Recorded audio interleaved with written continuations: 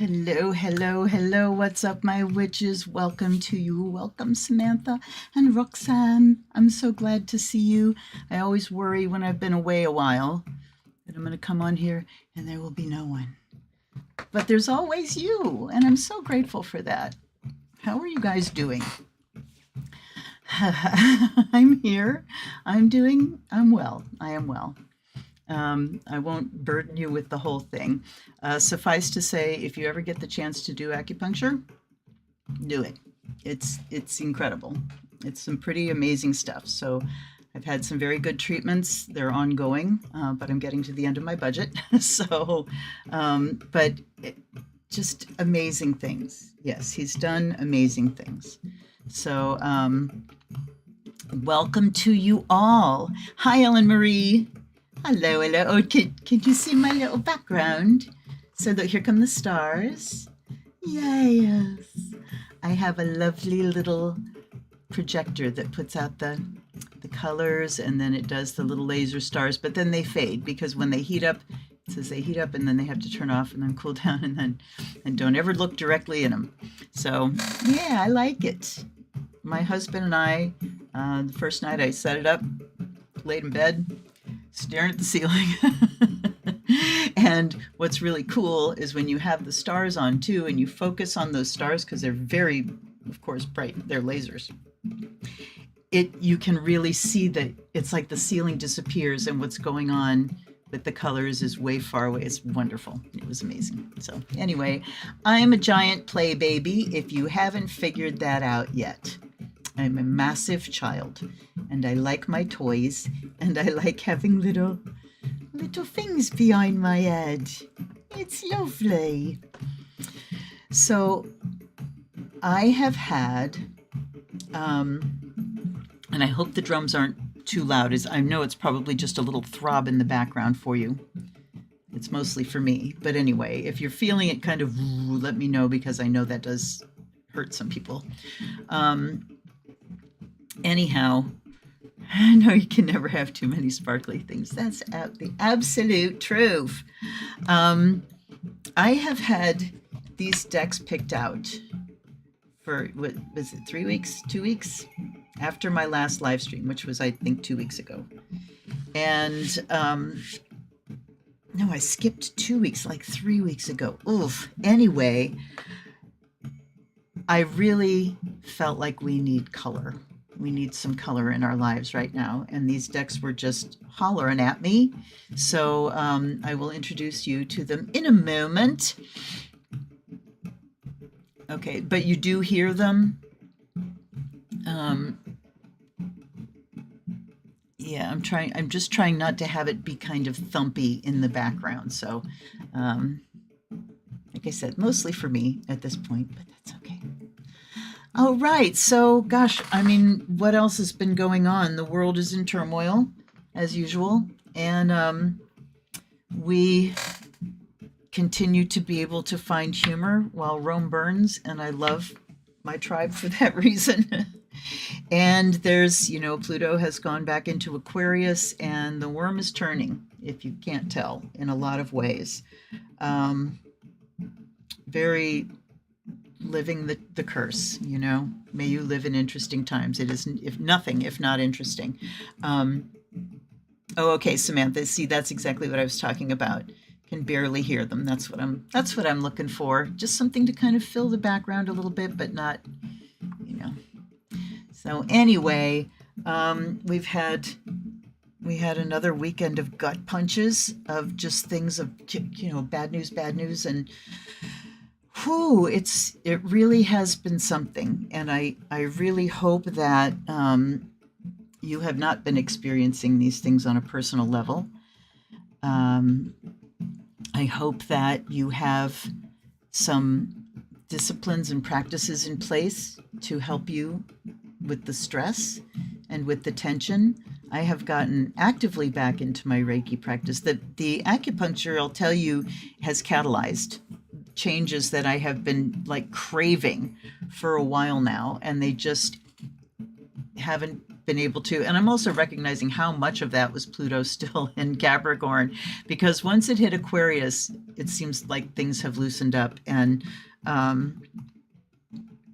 And as he's been doing the acupuncture, I feel like he's kind of uncovering layers, because he has uncovered some old, injuries and stuff that I didn't even remember. And he's telling me, yes, you injured this ankle. And I'm like, no, not that one. I sprained the other. No, you injured this one. No, this one. No, this one. And the next time I went and said, oh, guess what? I remembered when I sprained that ankle. And it was a big deal.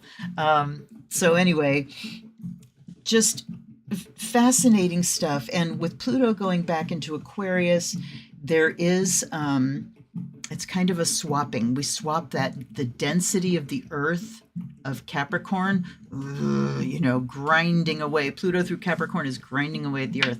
Pluto in Aquarius, we're in air. So it's like it lightens up, but then it's a fixed sign, so it gets more intense and, very interesting stuff. So can you tell I'm kind of all over the place tonight? I apologize for that. But I was feeling really getting ready to come on, really shaky, because it's been a while. It's been a while. And, well, I won't bang on about it, right? Anyhow, I've missed you, and I'm glad to be back. Let's take a look at what we got going on tonight, eh? Well, first and foremost, let's get a blessing and a good meditation under our belts. Get yourself comfy. I hope you have something good to drink. If you're new here, which I doubt that you are, because, yeah, as usual, I tend to be like everybody's best kept secret. So, that's the way it is, at any rate. If people run across this in the future and are new here, these are not personal readings, although they affect each and every one of us personally. So these are readings about the big tides that are moving and our position and our role in the collective and our job. And I offer you this sacred smoke by air and fire. Be purified and charged. Washing my hands and washing the decks as well.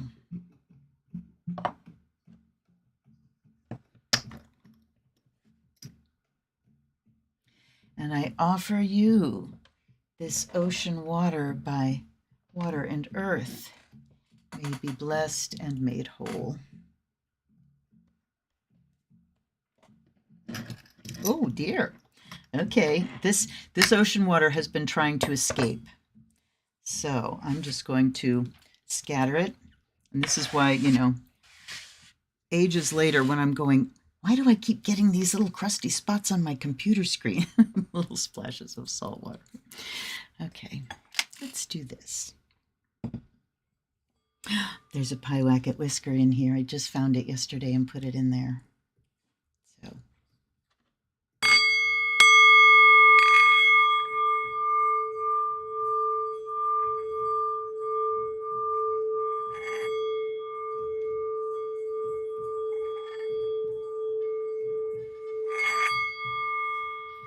It spins. I need to hold it by the sound of the bell. May the spirit awaken. I'm going to try that again, holding it. Hold on.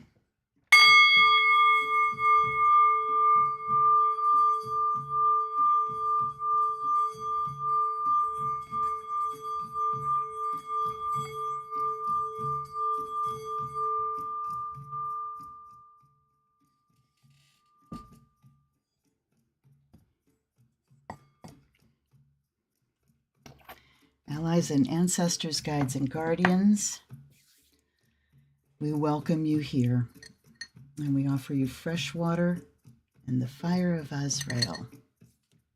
So let's get comfy. Kicking my socks out of the way because, of course, 30 seconds to go time, and I'm like, I need to get these socks off. Okay. Hi, Beck. Welcome, my dear. I'm so glad to see you. Okay, let's relax. Relax into your space, relax onto your surface, wiggle around, get yourself kind of situated.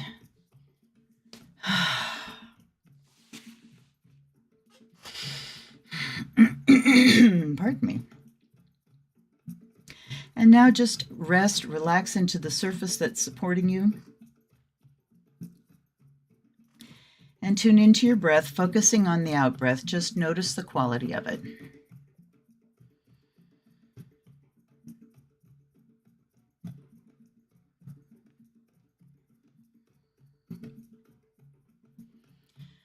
Allow your belly to be soft and your whole rib cage to move when you breathe.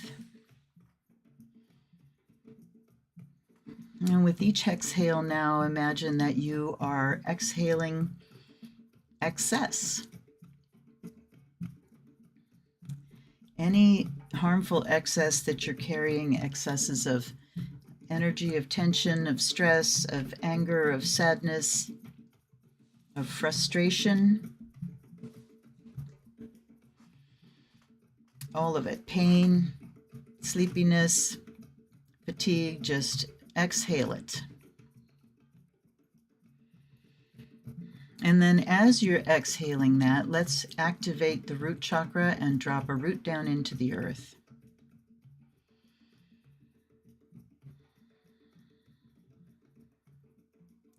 So now you can move your attention away from your breath and just let your breath breathe itself and look at the root as the drain opening up. And now we can really feel everything exiting the body that is not here for our well-being. All the stuff that we accumulate throughout the day, the week, the month, the lifetime, all that stuff. Just let it go down into mama. You don't need it now.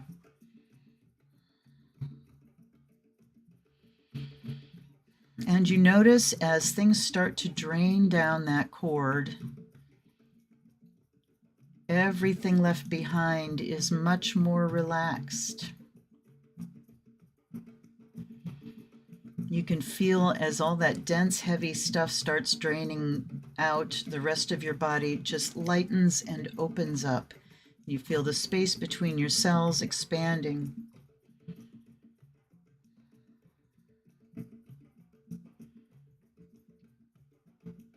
And you can feel the space within your cells expanding as everything relaxes. Everything has its own healthy boundary that is permeable to the things it needs. It can take in what it needs. Cells take in oxygen, they release waste. Same with your body. We take in nutrients, we take in things we need to live, we release the waste products.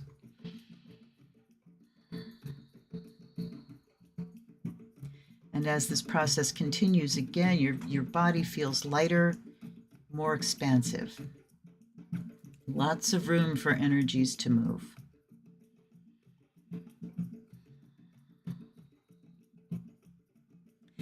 And you notice that cord has gone down into the earth, sinking down in where it is black, no light there, but it taps into earth energy, which carries its own spark.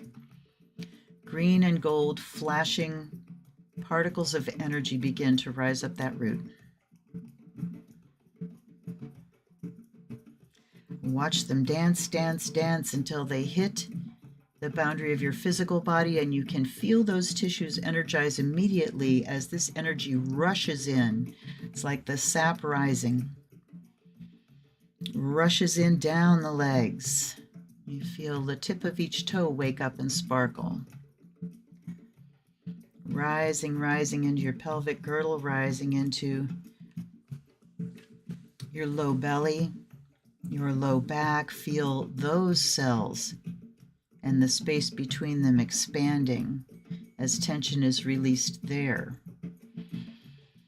Feel those parts breathe. We carry so much tension in our low back and from sucking in our belly all the time. Just let them relax. Let them breathe. You almost feel as if these parts of your body can breathe directly, pulling in the nutrients they need and then exhaling as the energy comes up into your solar plexus area and your mid back, and you feel it rise up around your shoulder blades, and you feel your shoulder blades release. And they become very mobile around your spine, and the energy rises up to your shoulders and rushes down your arms, and watch your fingertips light up. And feel your palm chakras activate, and the soles of your feet activate. Earth energy rises up into your neck, into your head.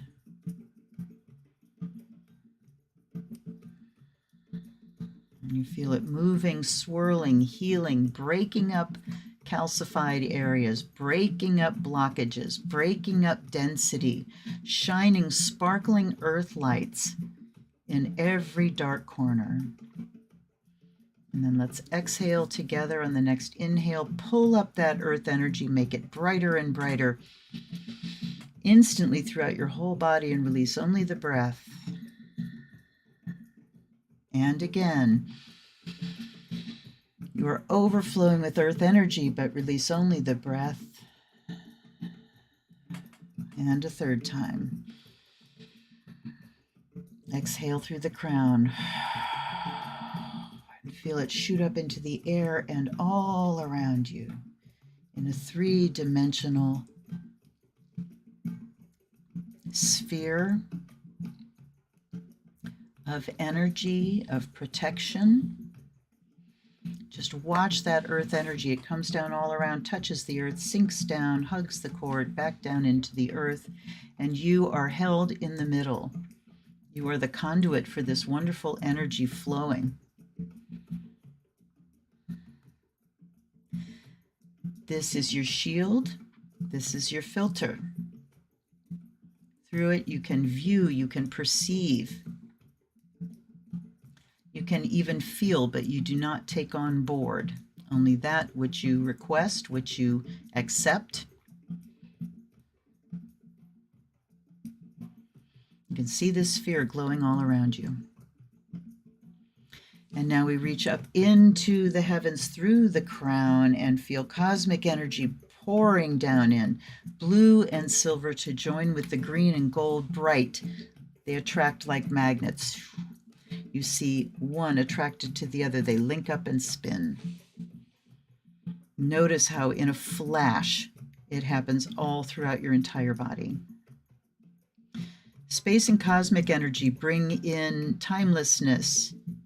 No time, no space. As the earth energy brings in manifestation, groundedness, time. Boundaries and limits. Space is vast and limitless. And you are the balance point. This cosmic energy comes out of your root down into the earth a little bit to the level of your sphere, and then up around the outside back into the heavens. And whether you feel it or not, however you perceive this, know that these lights are dancing throughout your body, and they are of the same substance as you. You and they are of the same nature. So this isn't anything foreign in your body. This is just activation of what's already there.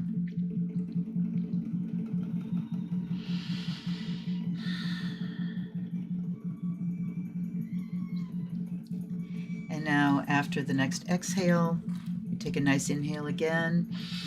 On the exhale, we push out a layer. And in an instant, we are connected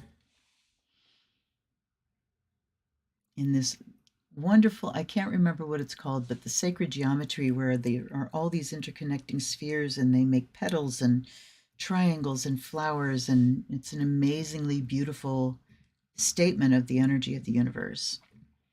You are part of that. And you are now a conscious part of that, which is where all the power is.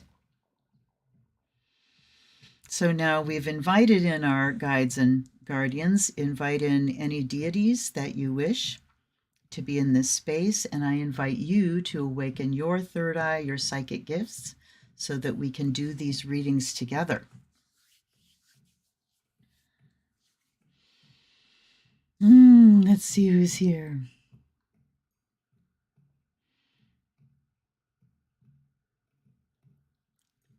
Hello, Govinda.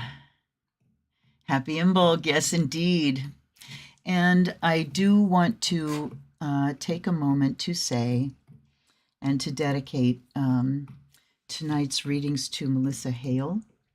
This was one of my daughter's, this was my daughter's best friend in middle school. And after receiving a cancer diagnosis last spring, she passed over the weekend.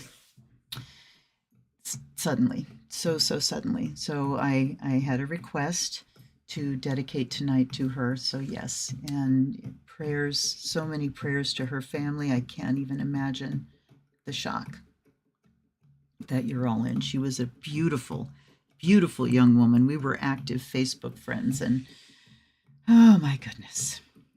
So yes, dedication. Okay. Mother Nature, Father, Sun, Goddess, Moon, Flora, Fauna, Shriya, Om, Holy Waters, bless you. Yes. Hi, Baby Joe.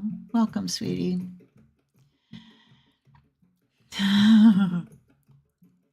Thank you for the prayers, Govinda. The flower of life, it contains, yes, the flower of life. That's it. Indeed. Your youngest was the one that requested. Yes. So she's the one that I was talking. I knew when I asked you the other day if you knew her, that I knew there was a connection there somewhere. And Catherine, welcome. Welcome, my love. I have a gift deck from you here tonight. Yay. All right, you guys. So we can take a moment too. You can do this at any time to set any kind of intention you have. If you have personal questions, problems that you need addressed, please put them out into our connected space here because, it's wide open. All right, let's introduce the decks. We have Kyle Gray's Gateway of Light Activation Oracle. And as I was saying, I felt the need for color. We haven't had a horrible January. We had some real cold, which, was what's supposed to happen in January. And we had some snow that lingered for a while, so that was nice. But I'm talking more spiritually than anything, that we need color.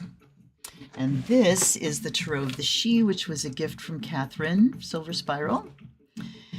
Thank you, darling. Blessings to you. This is by Emily Carding. She's the same one that did the transparent tarot. So again, color, color, color, color, color. And these have been sitting here for 3 freaking weeks. And then we have Beyond Lemuria by Izzy Ivy.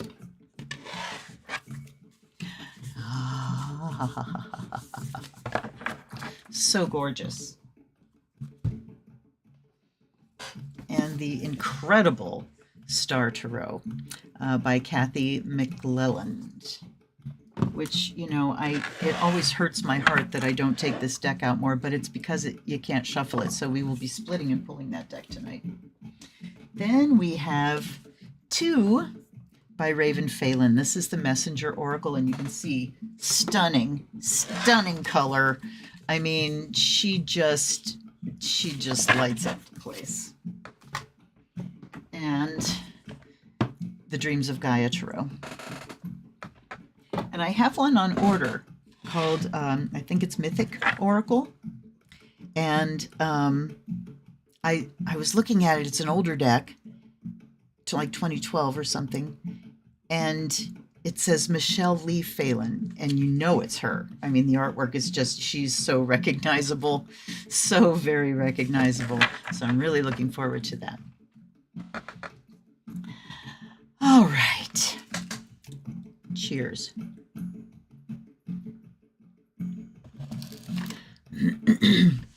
I only have one Kyle Gray deck. And, truthfully, I'm spending a lot more time thinking about why I want a deck and looking at things and going, do I really, what was it called? Tarot She? Can't remember. I just ordered another deck, and the details are flying out of my head, so I'm not going to tell you about that, because let's not sidetrack. All right, let's see. I'm so happy to see our Wednesday bunch here. I hope Tavia makes it. Someone asked, like at the very end of the last one I did, are they going to be Thursdays from now on? And I had switched them to that because of the way our schedules were running over the holidays. But now I really do see us getting back to the Wednesday. I originally chose Wednesday because it's Mercury's day, communication. All right.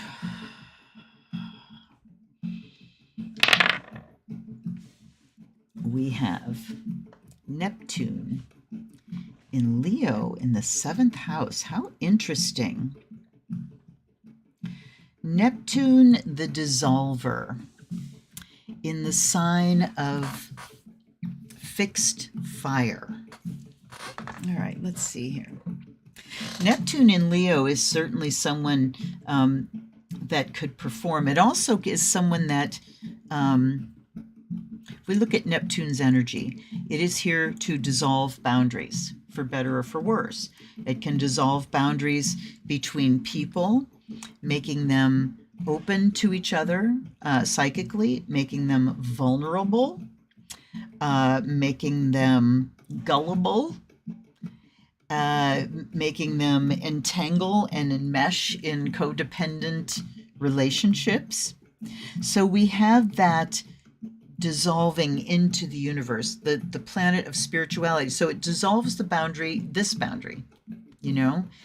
This is the hard boundary between us and what we call spirit. What we call spirit is in here, but this is the boundary that keeps us locked in a timeline and in a space, in a particular point in space. So Neptune dissolves all that and lets us reach beyond. And Leo says, in a passionate way, in a playful way, definitely a playful way. And the 7th house is all about partnerships. So how do we express our psychic self? Because Leo is all about self-expression in a way that does not dissolve our boundaries in a negative way, because we're talking about 7th house in relationship. We are called to, how do we be really psychically open and maintain our own identity? And I know what I'm talking about with these two, because I have Neptune squaring my sun. Sun is the natural ruler of Leo.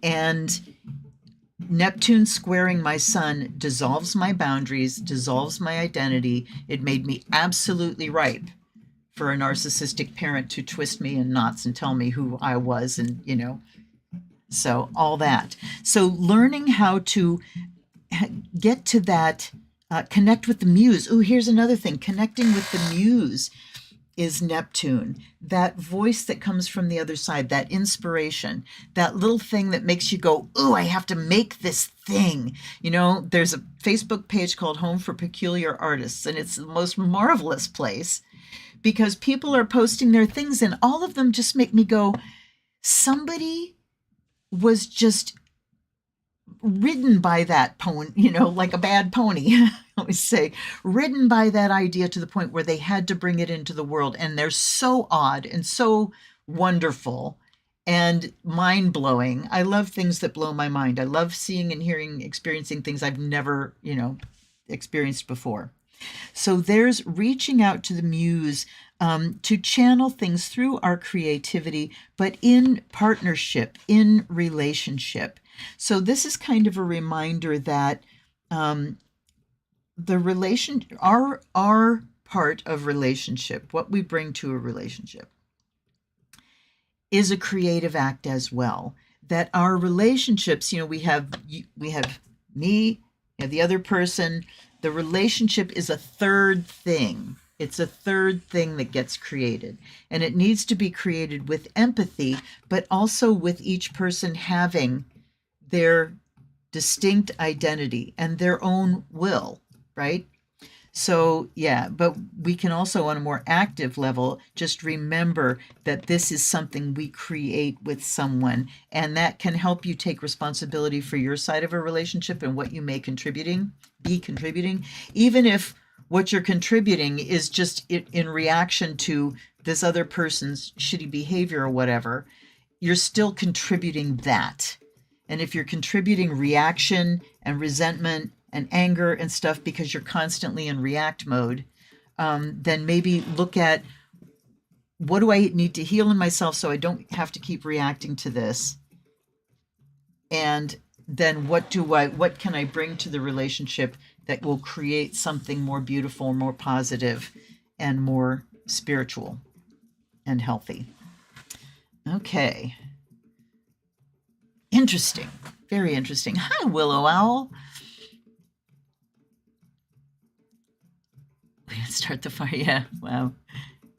Greetings, lovely. All right, let's see who's first. I got a brand new dice out because I couldn't find the other one. It's taken a leave. Some things have gotten knocked around, and it's done a bunk, so I had to get out a new die, but that's okay. It's pretty and kind of pinky purpley. All righty.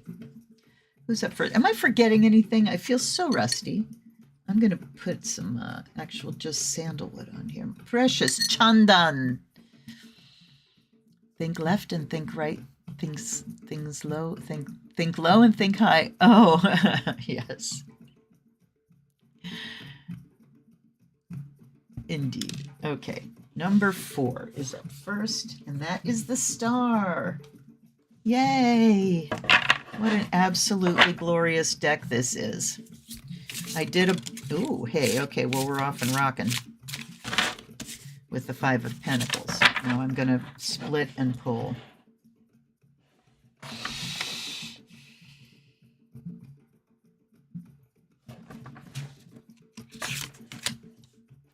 I have the Prince of Wands, the Queen of Pentacles,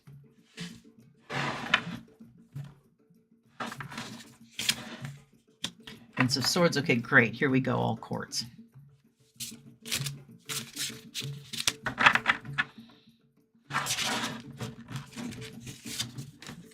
Nine of Pentacles. Interesting.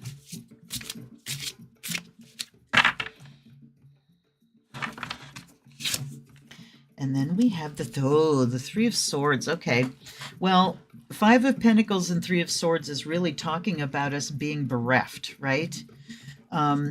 Bereft of resources and emotionally bereft.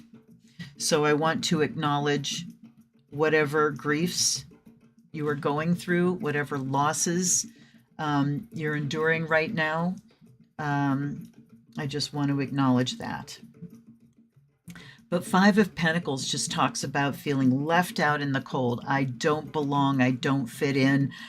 I'll never make it. Look, we have icy mountaintops here, and it's her and a wolf, you know, out in the cold. And then we have the Prince of Wands and the Queen of Pentacles. Where you look at the Prince of Wands with his rainbow that he's just scattering everywhere, unicorns and lions, the full range of expression from day to night, male, female. It's active, it's dynamic, creative. I mean, that's speaking to Leo, that lion sitting right there. And on this side, we've got the Queen of Pentacles. She's the one that takes that and brings it down into some kind of structure, right? Some kind of living, growing thing. I am going to take hits on the quartz here already. Got the 10 of Cups there. And we've got the 6 of Cups here. So the Queen of Pentacles and the 9 of Pentacles here. I mean, this side, hold on. We have the 2 princes over here, fire and air. Fire is just like spreading this mad, passionate, wonderful energy, scattering it everywhere he goes. And then Prince of Swords, as we move down in here, starts to bring it to a finer point, starts to be more discerning with it, starts to edit that sword, starts to cut things out, right? And then over here, look at the abundance, 9 of Pentacles and Queen of Pentacles. This is all about propagation and fertility and pregnancy and growing things. Queen of Pentacles is the one, whatever you put in her hand, she can make it into something more. But Nine of Pentacles talks about enjoying things by ourselves. Having like solitary abundance in my shelter. Both of these feel very sheltered. These feel just like, wah, scattering things. Then we got the Ten of Cups over here. So now we have partnership. And then the Six of Cups talking about teaching and memory. But then we've got Three of Swords down here. So we're dealing with all this heartache. All right, it wanted me to take off the top. Two of Cups. Look at the cups everywhere now. Ooh. Okay, so I pulled out two there. And our first major is the Hermit. So we've got aloneness versus relationship.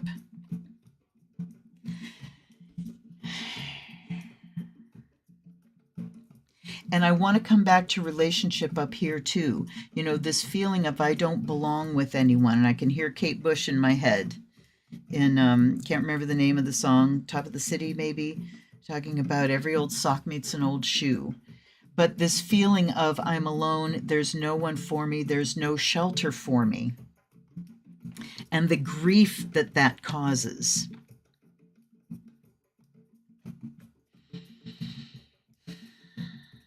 I gotta say, okay, this is one of those things that after I pick up the cards, it's going to go ding, ding, ding.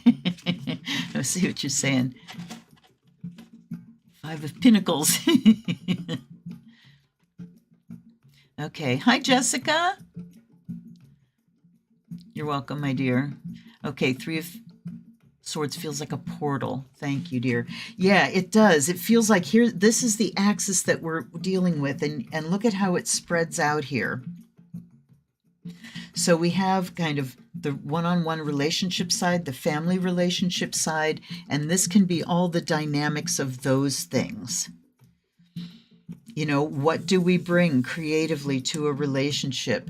And this can kind of be the other side of it, the critic, you know, the upraised sword. Here's, you know, how can we work together and create things? And this is kind of what's the dividing line between us? What differentiates us? What, you know, can bring conflict? What are the things that we have to work out one-on-one, right? Okay. Over here, there's like the reality. This can be like the ideal because these princes are just, wow, you know, wonderful passion and ideas. But then the manifestation comes over here. And this is also saying that you have to get yourself together. You have to know who you are. You have to know how you like to live. You need to really have discovered your own identity. And you're thinking, discover your identity, don't you always know? No, you don't. Especially when you're going into your 20s, the fucking up years. That's the time where you differentiate yourself from your family. And you discover, oh, here's my actual style. Here's how I like to live, you know? So, you know, rather than just repeating, like, here was the decor of the home I grew up in, I'm going to repeat that in my house. You know, you get to decide how you manifest things, who you are in reality and physical space, and manifest that. And then the Hermit has that aloneness. So what's the balance of relationship here? It's being in relationship, and it's also being alone. It's being over here, you know, with family, with romantic relationships. This can even be best friend, one-on-one. And the things that we do and the things we talk about. And then here is, when it comes down to it, me. It's me, my life, my surroundings. How do I make my life, how do I build my life around me? The Six of Cups is about memory there. So again, we have that memory of how you grew up, or what that home was like, what the vibe was like. And you can actually kind of help, if that vibe wasn't very good, you can start to water it down, which is, you know, can be part of the approaching the healing process, as you create the atmosphere you love to live in. As I create my play baby laser lights behind me, you know, you sort of start to install new memories. of the way you really like things. This is really interesting, and I don't entirely get it. And then here's the Nine of Wands. Look at the two wolves. The Nine of Wands talks about boundaries. So what is this whole thing talking about? Boundaries. But I think here too, Five of Pentacles and Three of Swords, we need to address, this is it, ding, ding, ding, coming through. We need to address our own abandonment issues and our own trauma and grief. This is what awaits us in relationship. We have all of this that is possible. And we, if we take care of ourselves, but we got to keep boundaries. But the bottom line is we must address our own shit. We have to, you guys. It's the most important work you can do. You can't be truly available to help other people if you've got big gaping wounds that you're ignoring, or that you're bottling up, or that you're putting slapping armor on. That's what the message is here. So it's the invitation, it's the reminder that yes, this is available for you. We can't fall into this mindset of I'm out in the cold for good and forever and I will never, ever, ever. Can't. You have to start visualizing this around you. You have to address the grief that's there, whatever your abandonment issues are. We all have them. Every trauma is abandonment in some form or another. It's true. Trauma between people. So there's the call. Let's take care of our stuff. But look at the color. Look what's available to us, you guys. And the only stress cards were those two straight down the middle. Here's at the core. Here's at the core of our strife.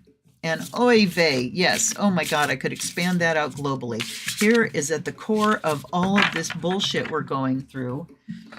Politically, it's traumatized people that haven't dealt with their shit. Bottom line. All right. Let's see. What are the things we're choosing to leave behind? Yep. Marguerite Peterson, the Three of Swords, is cutting away that which no longer serves you. Indeed. But you know what? We have to feel it. You can't just lop off wounded bits. You have to heal them. And healing means feeling. Healing hurts. My acupuncturist said, healing hurts. And I'm like, yeah, I know. So yes, cutting away that which no longer serves you. The way you cut it away is you go straight to it and you do the work. All right, number 6. Yeah, that really did it, didn't it, Catherine? Holy moly. Okay. Then we have Dreams of Gaia. Are we going to get our tarot decks? It was funny because when I was asking the decks what order they wanted to be in, it was 2, 4. They came out 4, 6, and 2 for all the tarot decks, and then the oracles are 1, 3, 5. Look at this. Look at this. Does that make me happy? Not that I screwed it up at the end. That doesn't make me happy. Let's try it again.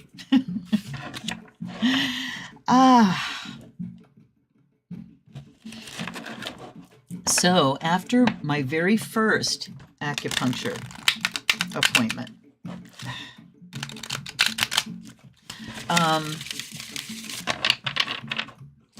I started changing my habits.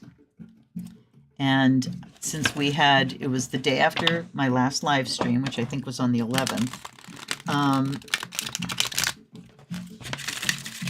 and I just left Osho Zen, because if you didn't watch that live stream, at least go to the Osho Zen reading, because holy shit, you guys, it was something else. And so I have been working with it on a daily basis and working with these other decks as well. And sometimes I don't start watching anything political or reading anything until 11 o'clock or noon. It's nice. Okay. So here we go. Mwah. So let's see who's here. Hey, you 15 people, hit that like button. Please, oh please. It does help more people see things. I don't make money off this channel. Not that I would refuse it if I did. Somebody sent me a donation after last time, and let me see if I can find their name so I can shout them out. Just a moment.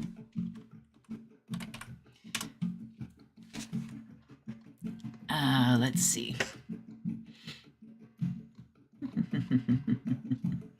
Um, okay, wait. Interesting. I don't, there's something going on here and I don't know what it is. All right, we'll table that for now. At any rate, whoever sent me a donation, I really appreciate it. Thank you so very much. And then, all right, I got to track again. Holy crap, you guys. Oh, I was saying I don't make money off this channel. But I am here to give my gifts. This has been underlined over and over again in my personal readings of just gifting. I have gifts and I'm here to give them. All the business shit just gets in the way, so I don't do it. I haven't done it for years.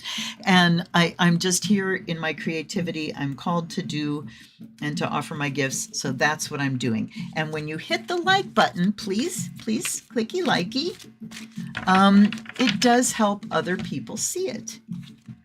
And I have a feeling there are other people that would benefit. Okay, here we go. We have the 8 of Earth,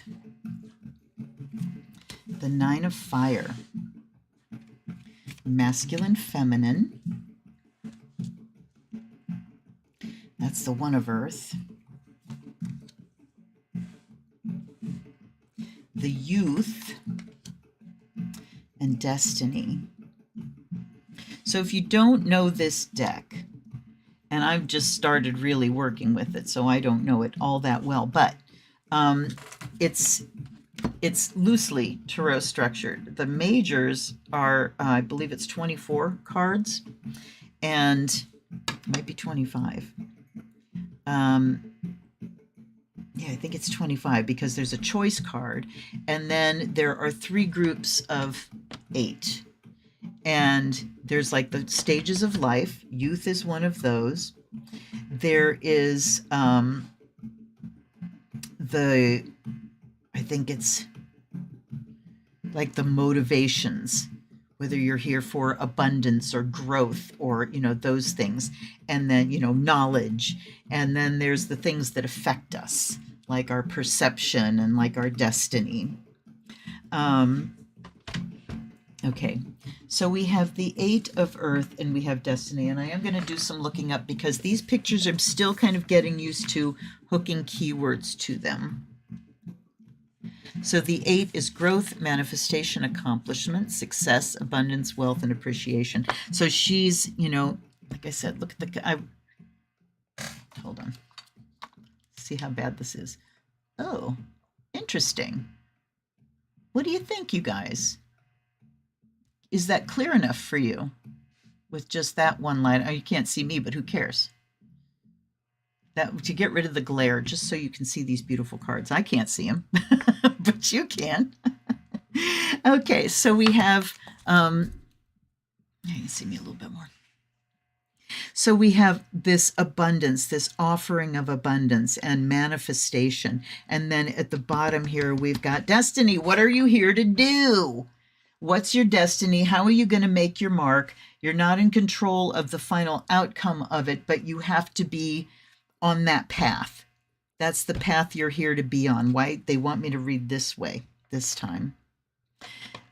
1 of Earth says, get it moving, get the plan, get something concrete. Right. I'm kind of blind here. There we go. That's too bright. Hold on. You guys ever get tired of all this shittery that goes on with my lights and stuff? All right, sorry for the glare. I need to see. So we have that, and we have the youth here, and his energy is that young male energy. There's maiden and there's youth, and the youth is about adventure and getting out there and trying things and kind of sparring with people, and it's that sort of competitive feeling like you're immortal, as young men do, out there just trying, fucking around and finding out, right? So we have this youthful energy. He's got a staff here and he has a dog or a wolf with him. So he is ready to set out on a trail. It's almost a little bit of a a glimmer of the Fool. So yeah, they're more about motivation and testosterone than they are about a good plan. So harnessing that energy and that sense of adventure and trying things out with a solid plan, with your feet on the ground. And then we've got this 9 of fire, and look at this, he's got a rose between his hands. So he's saying, and let me see if I can't remember if I have the autofocus on or not. No, there he is, see? So he's saying, look at what I made for you. Let me look him up.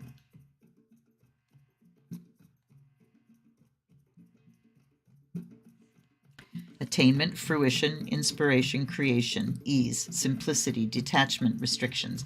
But we have attainment. Looky what I did. And he takes that pure energy. So he's taking the energy, his third eye is lit up, and so is the hara down here, his sacral chakra. Uh-oh.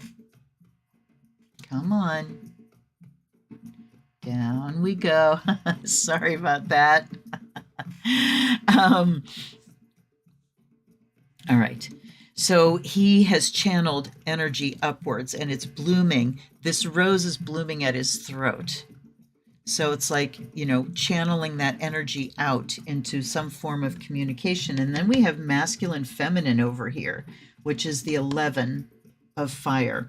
So the duality we're dealing with is the masculine and the feminine. Look at the pair here. She's in the center. There's like his, he reflects this youthful energy here. So we need to have a plan. And both of them, look at, here's manifesting in the physical, here's manifesting in the creative. Male and female balanced and working together. The energy of the youth, that sense of adventure, going out into wonder with a plan, with some caution, safety, sense, common sense. And those are the things that take us toward our destiny here. I'm going to read destiny. But I also, Ace of Earth, new beginnings, goals, motivation, desire, preparations, opportunity, education, security, potential reward, and potential consequences. So it's new beginnings on the earth plane, just like the Ace of Pentacles. Let's take a look at destiny.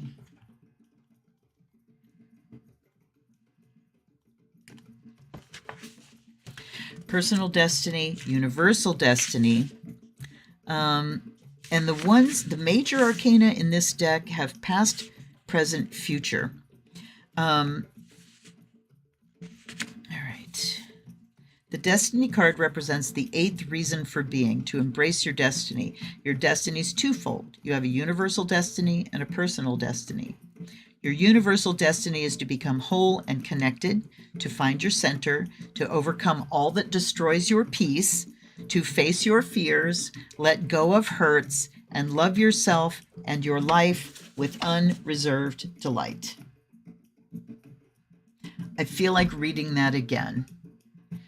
This last sentence, love yourself and your life with unreserved delight. And that's your universal destiny. You also have a personal destiny, and that destiny involves seeking and following your bliss. Your destiny is to find and lead a life that has meaning and purpose, but your destiny is not going to be found out there in the world. You must step inside and explore your heart and mind. There was that hermit. Your destiny is not predetermined. It is a choice you will make based on your inherent gifts and talents. Absolutely. To meet your destiny, you must first discover and recognize what those gifts and talents are, and then work to use them for the benefit of self and others. These really look like the gifts and talents. This is creative talent, the ability to be inspired and envision interesting new things, and this is the talent of growing, making things manifest, like the Queen of Pentacles over here, same thing, manifesting. And you balance these things, the inspiration that comes in, and then the plan of execution, the manipulation of materials, the beginning the project. and then striking out on the path. I'm going to look up the youth too. The writing in her decks is amazing. Adventure, new horizons, excitement, independence, freedom, rebellion, impulsiveness, loyalty, and compromise. Sweet-faced and beguiling, the youth has left the security of home and hearth without a backward glance. He is alone but confident in the knowledge that a loving and supportive family will be there if he has need of them. On a quest for adventure and discovery, he seeks the excitement of the new and unknown in distant lands. Following whispers and rumor, he takes risks with little thought or care. His choice is to live in the moment. The past is left behind, while thoughts of the future rest only as far as his next journey. Every adventure gives him a greater knowledge of the world and his place in it, believing himself both immortal and infallible. Yeah, this is the young man. He often acts spontaneously, using his charm and enthusiasm to win him favor and release him from strife. So look at this is the home base that keeps him safe so he can go branching out here. He rebels against sage advice to use restraint or caution. As far as the youth is concerned, the greater the risk, the more rewarding the outcome. So we're being called to take a risk here towards our destiny. Notice he comes right next to the destiny card. So we are called to take that risk. These are the majors here. The minors are both fire and earth, masculine and feminine. Fire and water are the two dynamics that go together, masculine and feminine. But we've got fire, the hottest, most rash, and then earth, the most grounded. We add to that sense of adventure, that willingness to take a risk, to go someplace new, to strike out on a new path, to live with the discomfort of the unknown. It's like the excitement about the unknown rather than the discomfort. And then that is what leads us to our destiny here. All right. Yes, the destiny, the writing is beautiful. Beck says, then tying it back to what you said previously, you can't experience the full breadth of your talents if you're not doing the work to heal yourself. Absolutely. Absolutely. You can't. Catherine says, I spent a solid month studying the dreams of Gaia. It wasn't nearly enough. Yeah.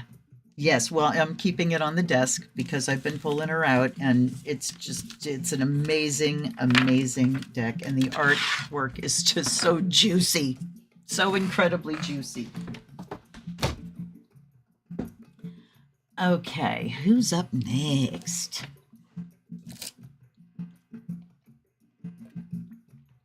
Oh, I'm giving another particular offering to my personal guides.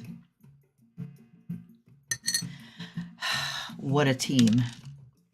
Number 3. Beyond Lemuria, we will split and pull from this deck too because it's unshuffleable. But you know what? I forgive it because holy moly, what a deck.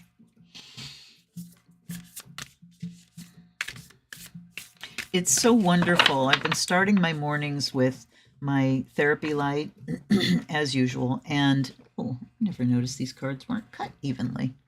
It's another reason we don't want to shuffle them.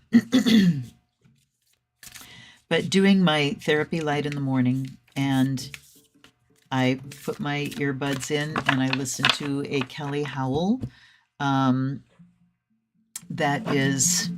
it's theta and gamma frequency. This is binaural beat technology, and you put the headphones on, it's just music, but there's sound technology in it that drops your brain into these frequencies, and it's theta and gamma. Theta is deep relaxation, gamma is flow state, runner's high, and oof, what a combo. It's a great thing to start the morning with. All right, there's our number 1. I just got this one, was it yesterday morning, I believe? Soul Star Chakra, merging with the divine. That's a great place to start. New blueprints. I've had that one recently too. Luminous, okay. All right, not to beat a dead horse, or not a dead horse, beat something to death, whatever. But these are all cards I've gotten in my last 2 readings for this deck. Evolution, that's another one. Okay, whatever, honey. That's okay. It's good messages. Good messages.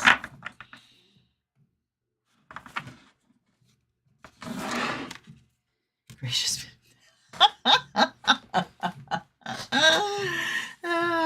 Okay.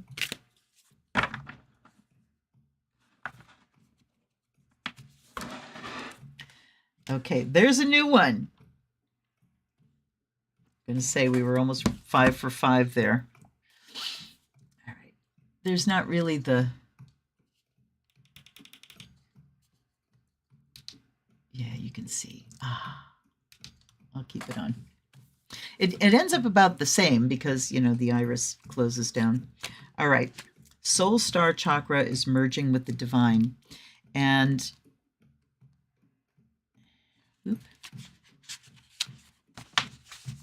transcendence, letting go, being filled with divine light, channeling, karmic records, the bridge between the spiritual and the physical realms, and ascension.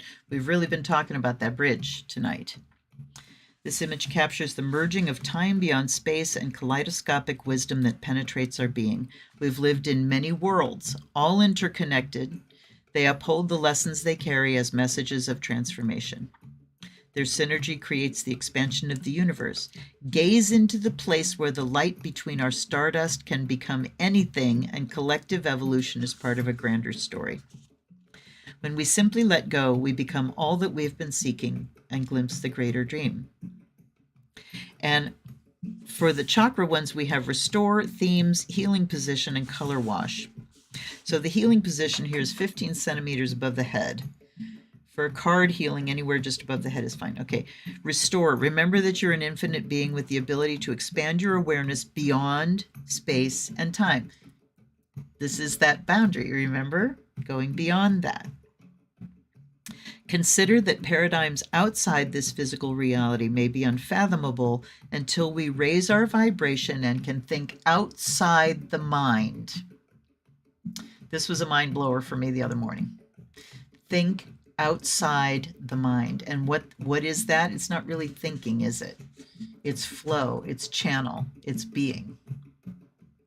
Meditate on the idea that everything that ever was and ever will be is happening simultaneously right now across multiple dimensions. And there's your mind blower for the day. It's a great meditation. It's a great meditation. And it really does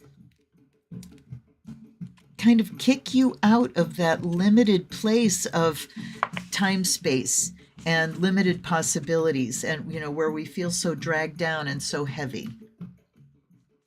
New blueprints, be the change, take action, take a step no matter how small, ignite an upward spiral, make a positive change, ethics and compassion, creating a ripple of light, be the change you wish to see. Yes.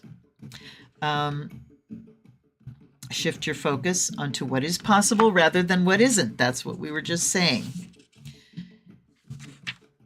Okay. This card inspires action, no matter how small, that will create a ripple of light in the world. You are part of a bigger picture, a greater story, and your actions, your choices, your presence are making a difference. You have more power than you realize. Focus on what you can do and do it well. Change takes time, so make plans and start now. That Ace of Pentacles there. Then we have luminescence. Okay, I'll read more of this one. When we choose, this is self-love. When we choose to journey through life from our hearts, it illuminates the darkness. All illusion drops away and we see what is real. What does self-love look like for you? Self-love is often talked about, but we don't always consider its deeper implications.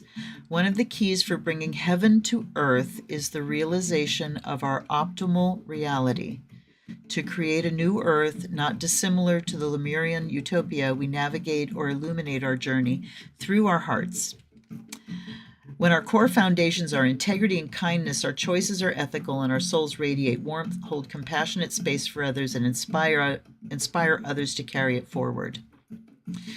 Okay, unfortunately, as we travel through life, we often armor ourselves to protect our hearts. We fear them to be delicate and vulnerable. This is right here. I mean, Leo rules the heart. That's vulnerability here, and that's in relationships. But this is contrary to the incredible power of having a fully open heart. Sadly, we can toss parts of ourselves in the trash because we cannot see how they serve us, or they may feel too ugly or painful. Loving yourself is about accepting all of yourself, including the parts you may consider less desirable. Self-love is unconditional.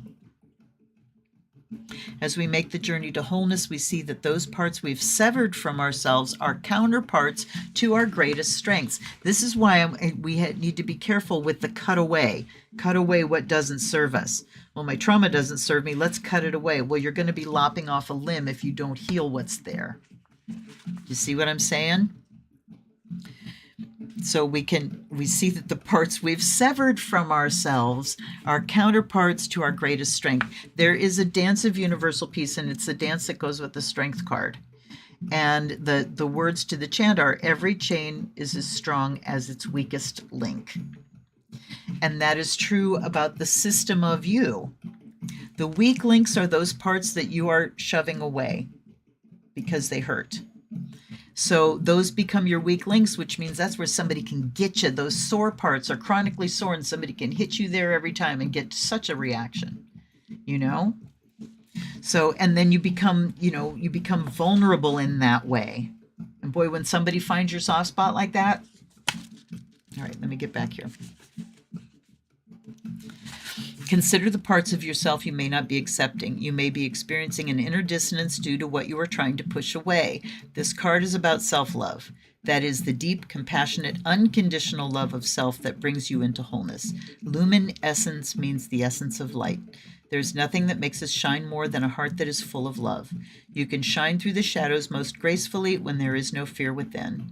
Accept your shadows so they can more easily resolve. Allow more light and love inside and out of your world. So, maybe instead of like, oh, I don't want to, that doesn't serve me and I'm cutting it away and all that. I mean, certainly like behaviors that are there because of trauma, yes, those are things you can cut away. I'm not doing that anymore. My husband stunned me the other day because now he has Capricorn rising, Mars in Capricorn rising. We call him Captain No. So he was saying something and it was a compliment to me, but it was backhanded. Like it was done in a negative voice. I think I was talking about, I was very proud of something I'd made. And he said, well, it's not like everything else you make is a piece of shit or something like that. And he went, wait a minute. I don't want to talk like that. I don't like the way that sounds. I want to change that. And I went, yay. So, the first thing is the awareness. So those are the things we cut away. The trauma needs to be healed, but the behaviors and the things that have been layered on in order to support that pushing away, those things are the things that can go. All right. Now we have evolution. Growth, overcoming challenges, gracefully riding the waves of life, expanding out of a problem. I like that. Flourishing in the face of change, thriving in a new environment, being unperturbed. Okay. Look for ways you can flourish in the face of challenge. Tap into your original passion and remember why you chose the path that brought you to where you are now. Break a problem down to its elements and be creative in how you tackle them. So there's that creativity again.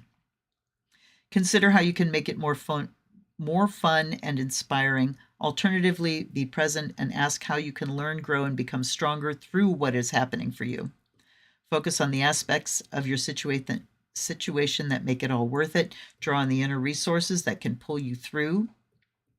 Don't lose sight of the bigger picture, all this stuff. So evolution is when you outgrow, it's like spiders and arachnids and stuff, things that shed their skin. Sorry if I have a phobia, but it's, that skin shedding thing, or like a snake, as things grow and suddenly this outer shell is too restrictive because I'm evolving into a new form and that has to fall away. So as we increase the self-love and start going by a different blueprint in order to bring our best and highest selves, we evolve, the old starts to fall away. And here's that whole thing I was talking about, I have gifts to give. This is where that came from. Gracious receptivity. Consider your relationship with gratitude. How comfortable you feel receiving and what you love to give. Hold on. I was going to power through that. That would have been a mistake. Are there themes that allow you the joyous overflow of giving without limitation? How can you add this to the lives of others more often, away from the fear that you will get used up if you give without guaranteed reciprocity? Are there areas where you are overextending yourself? Can you give more from areas where you are stronger and have more skill and capacity? Right now, you may feel you have little to give. If so, allow yourself to receive more. The gift of the sun on your face on a winter's day or a compliment from a stranger. Allow yourself to drink every drop. After all, it is up to you how deeply you wish to drink of the gift that is shared. Often, we take only a little sip, even when there is so much more we could appreciate. I think it was Tavia one time that said her friend, when she gave a gift and someone would thank her, would say, "Thank you for receiving my gift." The wheel turns. Okay. And yet it is beautiful when you give to someone. Did I read that? Often we take only a little sip, even when there's so much more we could appreciate. Yet it's beautiful when you give to someone and they light up and receive it fully. Yes, it really is. Gratitude, self-love, and self-worth are interwoven with the capacity to receive. Together, they nourish your soul. Step into your heart space by listing all you are grateful for, and notice how full you start to feel. From this place, your gifting capacity can spiral upwards. So we have this self-love and then the ability to receive, gracious receptivity. And when we receive and we engage in self-love and make that, something that we feel, we love ourselves in a way that we feel, then we have more that we can give. And vulnerability at the bottom here. Vulnerability is not defendedness. It's not defense. It's also not boundarylessness. Vulnerability says, I am confident enough in myself and I trust myself enough that I can be open-hearted, completely open in any situation. Right? Because I'm not a raw fucking wound. I am not a walking trauma. When we are a walking trauma, we cannot be vulnerable because everything sets off such a chain reaction. Something happens and it triggers and that past memory comes up. There's that Six of Cups that was over there. That memory comes up and suddenly we're reacting to that instead of what's happening in the present. Vulnerability says I'm healed, so I have no need to be defended because I'm not feeling like I'm under attack every minute. And then I can be open because I'm good at setting my boundaries. Something happens, it's like, ooh, that person's getting too close, time for me to back off. And somebody was talking about setting your boundaries not from the place of somebody else's behavior. Set a boundary because I'm blocking that off, but because of me. I choose to exit conversations where someone is not respecting my boundaries or somebody's not listening to me or, hearing my input. I choose to exit. I choose not to, so me-centered. Be vulnerable with yourself or others. And the first keywords here are real strength. It may also be time to step into the role of healer and hold space.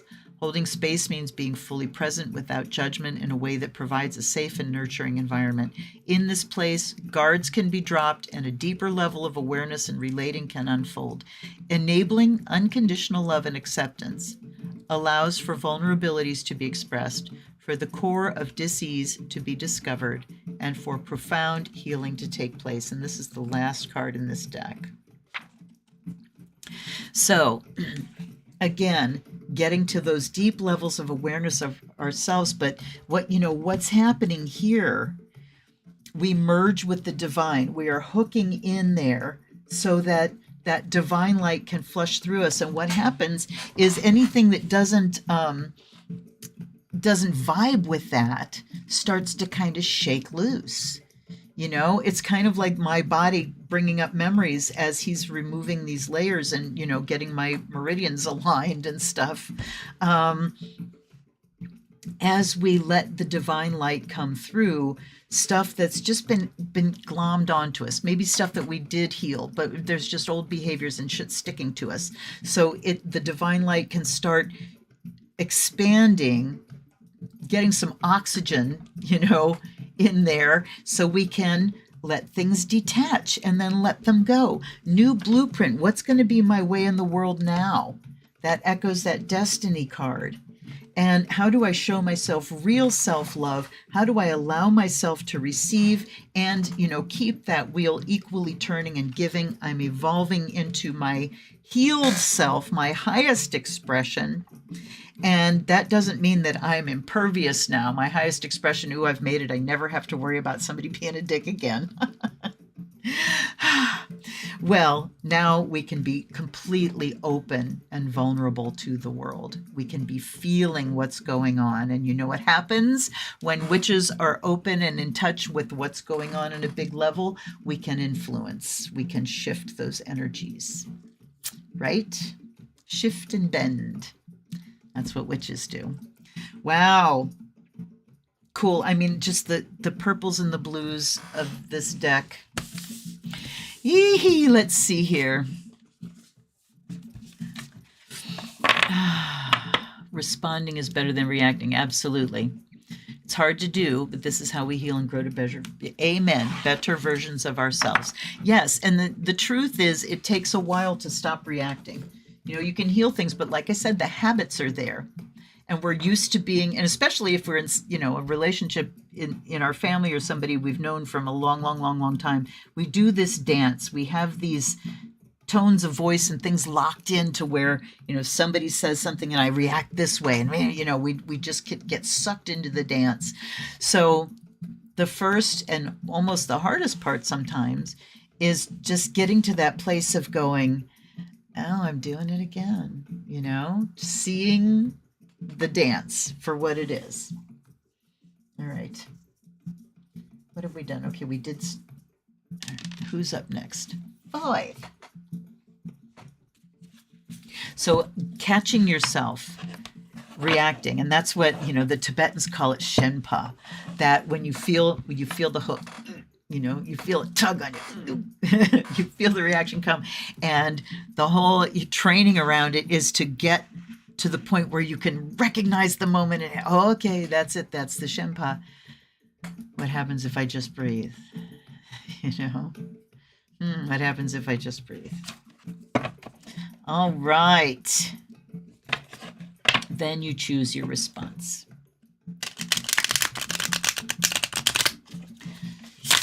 Very thick cards, but you know what? Because they're skinny, they shuffle.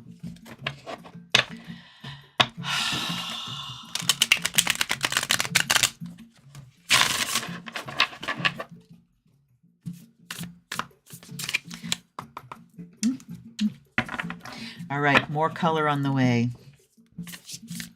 There's another deck that kind of goes along with this, another oracle. I can't remember what it's called, and I'm not sure. I'll have to do some research into whether I want it or not.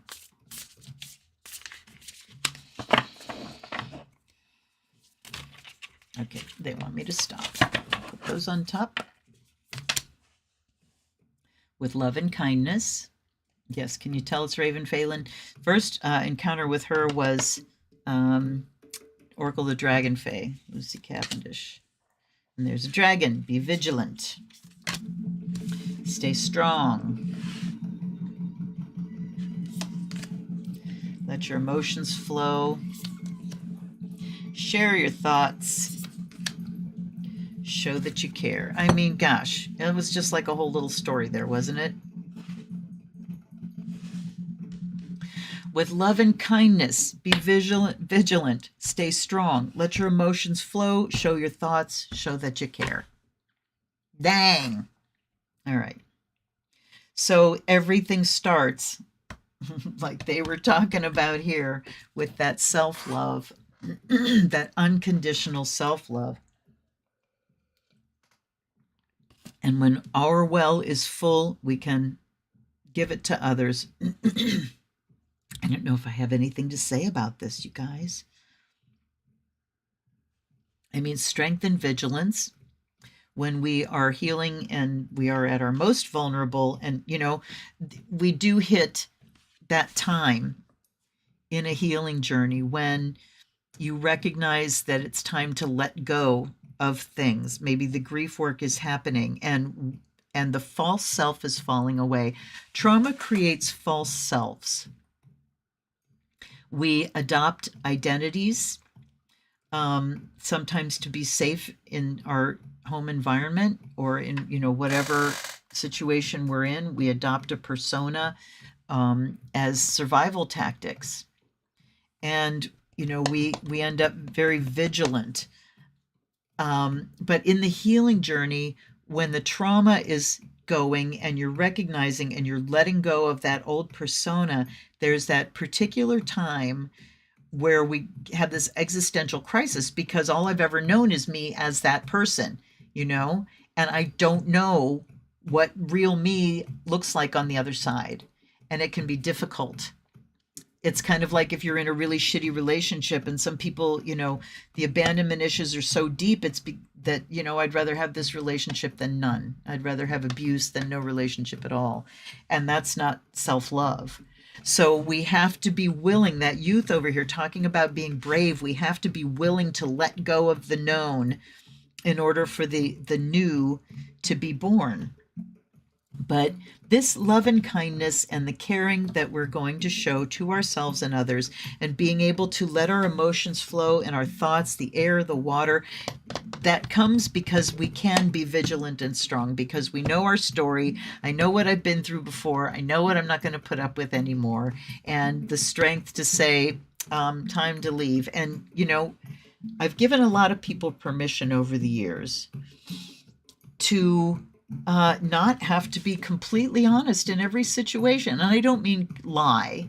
I mean, you don't have to tell your whole story to everybody. If you set a boundary, sometimes it's like, hey, you know what? I got to go. I'll talk to you later, and then just let it go. It doesn't necessarily need a confrontation for you to set a boundary and extricate yourself from an unhealthy situation. Be it a conversation with somebody who's starting to spout some homophobic stuff, or, you know, a big situation. You can just go, hey, you know what? I really got to go, and just bugger out. You have shown yourself love and care. You've extricated yourself from a situation. You've set a boundary. Now, if this is somebody that you have to have continued interaction with, you may have to set a more specific boundary at some point. Okay, this conversation is making me uncomfortable, and either we find another subject or I leave. You know, if you're going to bring this up every time we talk, I'm not going to be able to talk to you. That kind of stuff. Okay. But yeah, this is talking about this core of being able to open up. Look at all the beautiful greens and pinks in here. That's heart chakra. And then we got this red, the vigilance of that inner guard, you know, and you can set up one of your guides. I have my samurai in the south that is vigilant for me. Please let me know, because I can be just a complete dope sometimes. You can sure get in my back door and I can just, you know, having been groomed by narcissists and stuff, sometimes it's hard to see things clearly. But you can set up a guardian with your guides and everything to give you a little, hey, you see what's going on here? And then stay strong just says, you know, please stand up for yourself. Please be there. Be that one that's going to stand up for you and not cave. All right? So, yeah, I agree, Catherine. Reading a lot like total confirmation of the Beyond Lemuria reading. It absolutely is. It absolutely is. And, you know, I was thinking about, do I really need to do 6 decks when I do these readings? Because it's just like the same message coming out over and over again. Tonight certainly has big theme. Okay. We've done you. We've done you. I need a 1. I need a 2. And And that's all. 1 or 2, right? Kyle and the Tarot of the Sheep. No, 1 or 2. 1. Thank you. Yes, that's the one we just did. Okay, Kyle. Okay, Kyle. I can't help it. I hear South Park anytime I hear the name Kyle.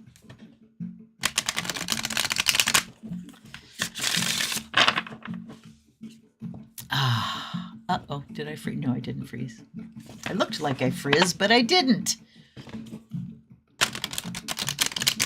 It's weird because I'm shuffling the cards and watching myself just rolling the die on the monitor, so that's how much of a delay there is. This is fun to shuffle, so I have to make myself stop. Then again, why not? All right. You know, I'm sitting here because my inner child, the life I have built for myself. I'm 65 years old, but my inner child is outer, you know. I have built a life that I absolutely delight in. All of these wonderful things I play with, and you know, I was thinking the other day, I've always been such an oddball, and you know, like a lot of autistic people have their, you know, special interest, and when you get with other people with the special interest, it's great, but when you have a special interest that's like way out there on the fringe. Okay, here we go. Here we go, Cal.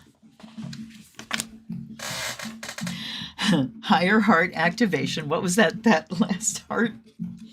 Star chart. Wait a minute. Soul star. Okay, that was the soul star, merging with the divine. This is higher heart. Dropping shields, divine love. Your heart is healed. Halls of learning, spirit guides, confirmation, great lessons. Third eye activation. Brow chakra, inner vision, clear seeing. This is crystal skull wisdom, clarity, divine healing, high vibrational energy. Gaia gateway activation, learning experiences, wisdom transmission, earth intelligence, and Pleiadian activation. Pleiadian activation. Coming together, harmony in the heavens, resolution. All right.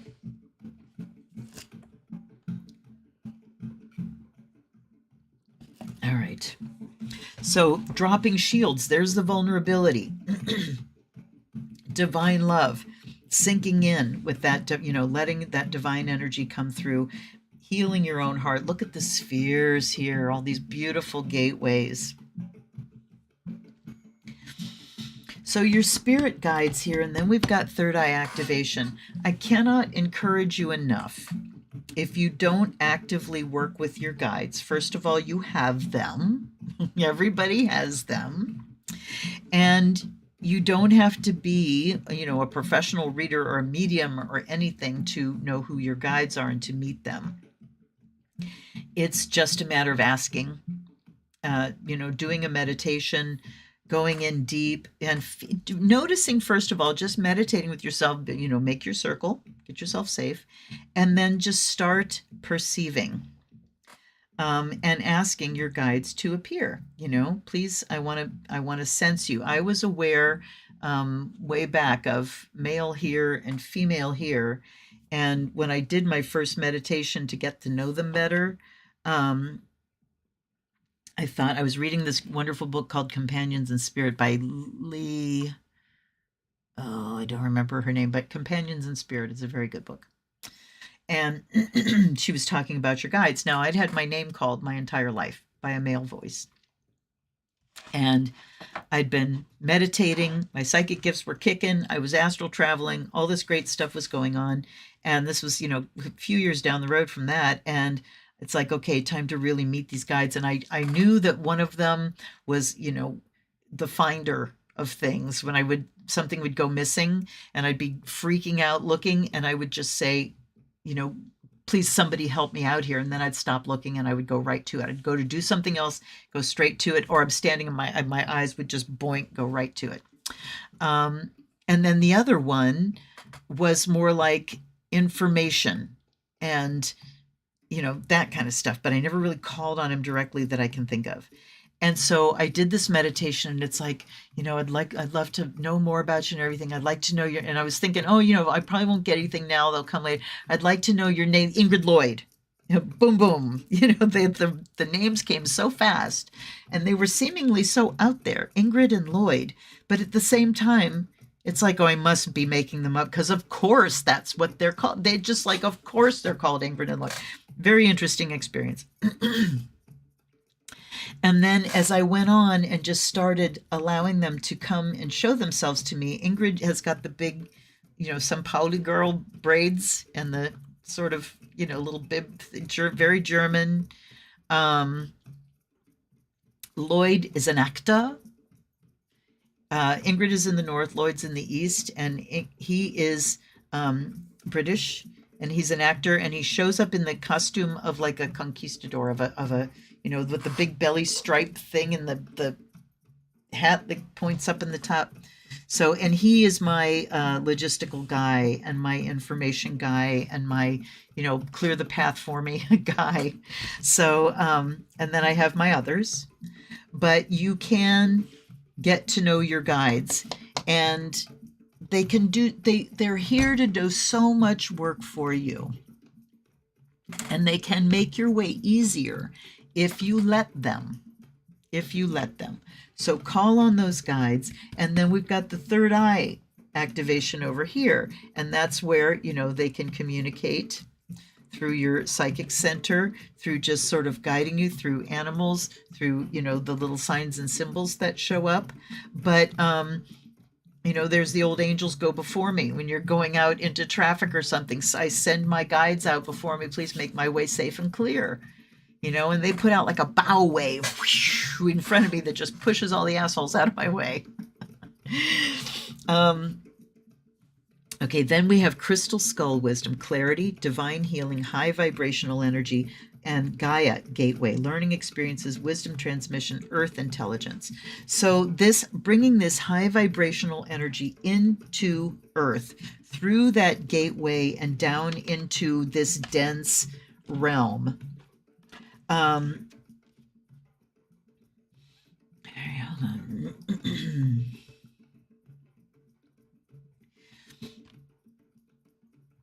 Again, divine love, divine healing, wisdom transmission, earth intelligence, and then down here coming together, harmony in the heavens, resolution. So this is as above, so below. When there's harmony above, there's harmony below, and vice versa. But this really hooks us into a broader, vaster energy. Hold on. I'm going to look up the Pleiades. Let's look up a couple of things. Where are we at here? It's only been an hour and a half. Oop. What the heck is going on here, Kyle? Kyle, there we go. Okay. Pleiadian energy is about coming together in peace and in harmony. You're blessed to receive this gateway, for it's a powerful message of assurance that whatever uncomfortable energy you're experiencing right now will soon be washed away. The Pleiadians are beings who live in complete honor of their planets and their people. They acknowledge that in seeing and connecting with one another, they have an opportunity to see and experience the divine. They also know the consequences of disrespecting others. It's for this reason that this is no longer possible for them. If you're being challenged by loved ones now, aim to shift the dynamics of this relationship through a loving approach. The lesson you're facing at this time is an opportunity to heal old wounds and operate from a higher state of being. Gosh, harmony in the heavens, resolution, it brings us straight back to the same message here. And clarity. Having clarity about your story is so vitally important. And I say this as someone who, at finally 64, 65 years of age, I'm finally getting diagnoses that are explaining my entire life to me. Clarity of, oh, that's why I've always felt so weird. Okay, and it's brought me into full acceptance of myself, because it's about who I am and not about who I am is flawed, So that clarity over um, just really seeing who I am and my traits and my disorders and my, you know, all that stuff, and how that has been the backdrop of my life story. There's so much clarity to that story now that has allowed me to release pain, to release negativity, to release old views, old false views of myself. As a flawed person, I'm lazy, I just can't, don't have what it takes, all of that stuff. So clarity can really help you release the old, the false. I'm also really looking at kind of these rainbow clouds here. I'm not sure what those are saying, but they're really showing up. But the higher heart activation really is about being with ourselves and healing with ourselves to the point where we can open up to others. We can open up in a very clear way as our whole self, knowing who we are. That is a powerful thing to bring to the collective, a powerful thing to bring. Please engage your guides. Please, they have so much that they're here to do for you. They just wait for you to ask. They have to wait for you to ask. So please bring them in. There's work for you to do. You can use all the support you can get, and boy, do they have a lot of support to give you. So yes, let's go on from there.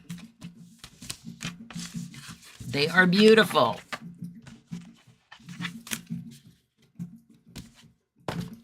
And then Tarot of the She. Thank you, Silver Spiral. Yeah, this is another great deck, and I've been working with this one, since I set them all here 3 weeks ago and haven't been able to do the live stream. Okay, we'll start with the Empress. Why not?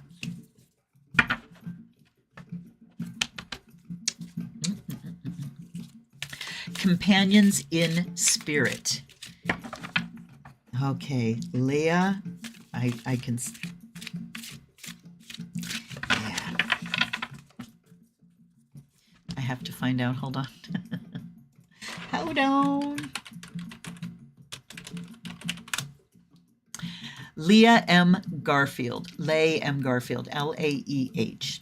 And it is on Amazon for $14, less than $14. Very worth having. It is the book that opened everything up for me, because I'd always had my name called and I'd always just sort of dismissed it. I don't know what that is, because it was kind of freaky. And I would always write it off as though that was my dad until it happened and there was nobody else home but me. And I'm like, Then I started getting older and living by myself and getting my name called. And it's like, okay, what's going on here? And I had also started doing Shakti Gawain's creative visualization tape, meditation, guided meditation, every single day. And a couple weeks in, I was astral traveling. I was doing all kinds of stuff. And I went and got this Companions in Spirit book. And it was after, okay, you ready for story time? We got time for story, right? There's a video of this on my channel. I think there's a playlist called Story Time. And it's the lady in the white kimono. So my sister lived in Denver. I was living here, and I had just moved into this wonderful apartment in a brownstone. It was glorious. I called it my penthouse, all windows. It was amazing. I loved it. And she'd never seen it. And so I went to bed one night, and this was after, like I said, about 2 weeks of meditating every day. And I, went to bed, was falling asleep, and all of a sudden I found myself sitting on the end of the bed, overjoyed. It was the kind of joy and bliss I would have felt if I'd been meeting the Beatles. Just bliss, fucking bliss. I'm sitting there and I'm overjoyed because my sister is sitting there. And I'm like, oh my God, you're here. I can't wait to show you. But, the bliss was just so consuming. It was amazing. So I said, come on, I got to show you this place. And we stepped out into the dark hallway, and I was wearing a kimono that she had given me. It was a flannel, like purple bamboo print kimono. And it was the 80s. I had my hair, permed and cut in mushroom head. And my sister, long blonde hair, shorter than me. And so we step out into the hallway, and she's behind me, and all of a sudden I just get this, this like fear goes through me. And I'm like, Dana's not here. Who am I talking to? And it was just like, what? And I turn around, and there's a woman standing there, my height, dark hair, white kimono. And I go up into her face, and I grabbed a hold of her kimono, and it was silky. And I look up in her face, and it was me. And I start freaking out, and I was going, this can't be, but it was so fucking real. I had all my senses. I felt that kimono, and I'm like rubbing it frantically because it's like, this is real. And then boom, I slammed awake in my body. So then that was the big what the fuck. Who is this? What the hell is going on? I went to the Acorn Groves, my wonderful little shop where I got all my astrology books, and Chris pointed me to that book, and it started talking about your guides and how they communicate, and talked about getting your name called. And click, oh my God, I'm not crazy. I mean, literally, that was my thought. Oh my God, I'm not crazy. And then I realized that it was my higher self. You know, she had a white kimono, same hair and everything. It was me. It was my higher self who was finally allowed to come out. And it was an amazing, amazing time. Then I short-circuited my entire life and moved in with somebody that I shouldn't have moved in with. And, you know, but see, that's where the healing starts. You have to confront. All right.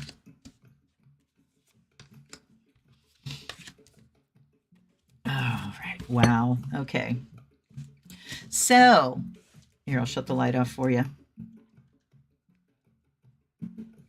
We have the Empress at the top. And, you know, her skirt, look at the sunshine coming down, and her skirt just full of flowers and growing things. And then over here we have Dreamer 2, which is half moon trance. Dreamers are the swords in this deck. And then over here we have Temperance. Look at this. Look at the black and the white, and look at Temperance over here. Here we go with duality. Okay. So here are those two parts of us. Here's me in the hallway, this regular old me, regular old fucked up me with all my codependent behaviors that hadn't even started doing healing work yet. And then here we go with, you know, then the higher self starting to emerge. Okay. And Temperance is the blending of those things, the coexistence of those things, because it's not either or, it's both and. You are all those things. You know, you are all the things. You are all your experiences. You are all the things that came from those experiences, but there is the essence of you that was there before all of your life experience. That's what that luminescence was before, really allowing yourself to become the essence of who you are, your true self. Then we have Dancer Princess, which is the gift of expression, Princess of Water. And then we have Maker 5, which is Winter's Bite. Well, there's the 5 of Pentacles again. So we've had, we had the Empress before, didn't we? From the Star. And then down at the bottom here, we have Dreamer 9, which is Nightmare. Okay. The Empress, Nightmare. I'm looking at Gaia and the goddess with her gifts to give. And what is the nightmare? The nightmare is how we split everything into duality, good, bad, desirable, undesirable. We have, somebody I listening to, and it was talking about the quote saying the kingdom of heaven is like on earth. Oh, it was somebody quoting from like the Gnostic Gospels. And, you know, I can't remember the words if anybody has it. Kingdom of heaven is spread upon the earth and nobody sees it, basically was it. And so here it is. The abundance, the kingdom, the queendom, the goddessdom of the manifestation of earth and all its wonders. and no one can see it because they're so focused on good, evil, in, out, good, bad, me, you, us and them, the duality. And you know what? I was reading that as half moon trance. It's half moon truce. Truce. So bringing a truce between these seemingly disparate parts. What are we after? We're after integration. Things are split in two. And as the collective, as humanity, we've divided into two. We've polarized. And I'm hearing the okay, now I have to think of, I think it's in the Mists of Avalon. They talk about the once born, the pagans, from the ones that have been born again and again and again, to the once borns, whose entire life is invested in trashing this planet. Sorry, I need to see. Whose entire lives are invested in trashing this planet. Because we're only going to be here once. It's here for us to use that. We've got this duality of these two entirely different mindsets. Somehow we have to integrate. Somehow. This reminds us again of this gift of expression, is the Dancer Princess. How do we express ourselves in such a way that it can bring some people in, out of the cold? Here's winter's bite. I'm going to read these, especially the minors. We know the Empress. Let's look at Dreamer 2. Oops. I love, there's just little 4-line verses for each of the minors here. Now the mind is split in twain. The glorious whole is seen to wane. And two thoughts now must find a path to bring both peace and conquer wrath. Division, polarity, truce, temporary balance, decision, stalemate. So this half-moon truce, this dynamic pull between opposites. But what happens, though, is it does become that stalemate, or a better word is deadlock. Deadlock, what a word. I think there's a lot about where we are now that is deadlocked. Certainly in the halls of Congress in the U.S. So what do we do to get out of this deadlock and into this integration, assimilation, true blending and balancing? Let's look at the dancers.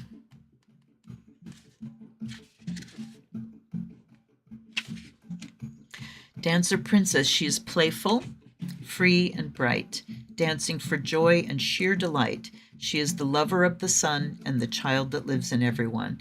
Playful, sensitive, artistic, immature, lively, innocent, naive. So there again is that youthful energy, that youthful capacity for joy, capacity to get lost in joy. And then let's look at Maker 5 here. Seasons come and seasons go, much is lost when harsh winds blow, and in the midst of winter's sting, the Maker has forgotten spring. Okay. We're definitely going to be taking some hits here. So this person, this is just being lost in the cold and forgetting about the bigger picture of the cycles. And this can be bringing joy to the situation, but it's a joy that's really naive and irresponsible. And it's just that, well, just party anyway and ignore. Party and ignore while the other part of your mind is really, and why are we partying and ignoring? Because part of our mind is catastrophizing.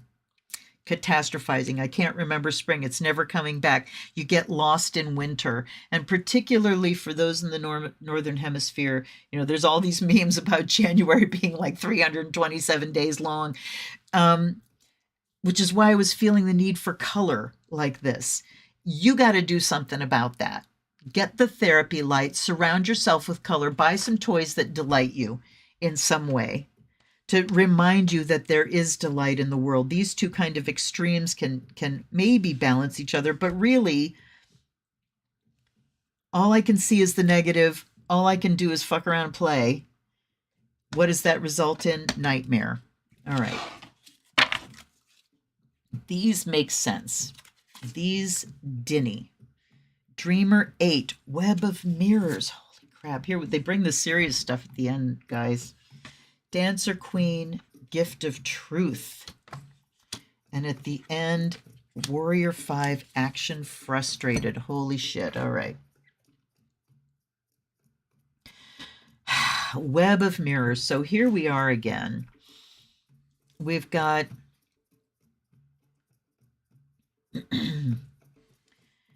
the Eight of Swords, basically. And with this one, that ability, everything I look at is reflecting my worst aspects back to me. All I can see in the mirror is the worst parts of myself. All I can see is it's winter and nothing will ever be right again. We're going to keep taking cards until we land, you guys. And then Dancer Queen is the Gift of Truth. So she's the one that can come in and go and kind of shake us out of it. You know, shake us out of this nightmare that we are building for ourselves. But Warrior 5 says Action Frustrated.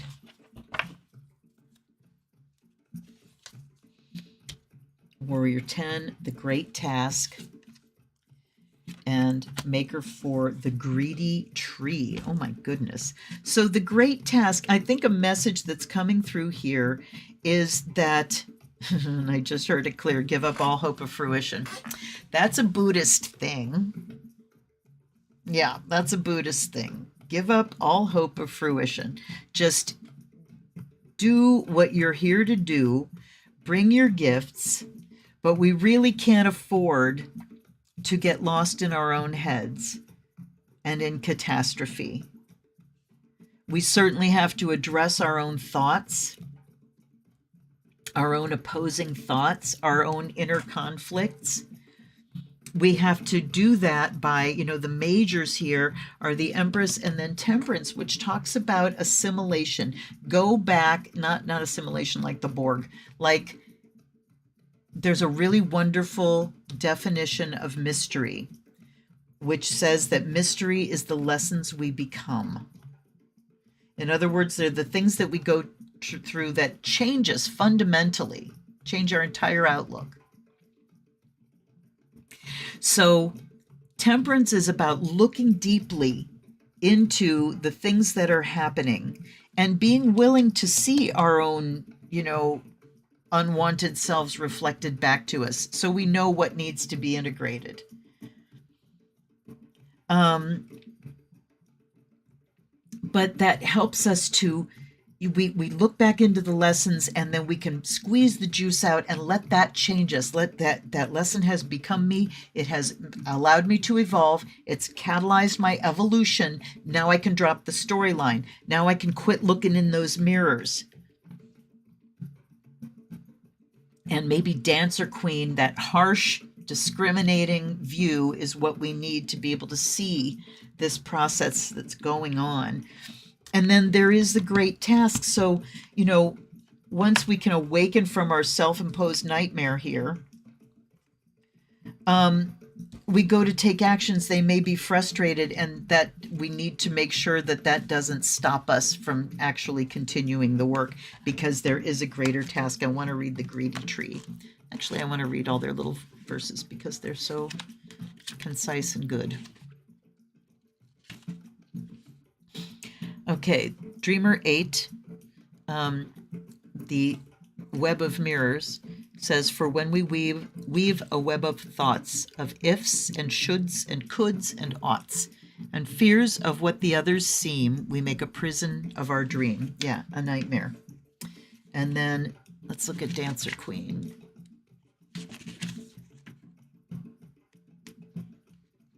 She dances with an open heart and gives to all her greatest part.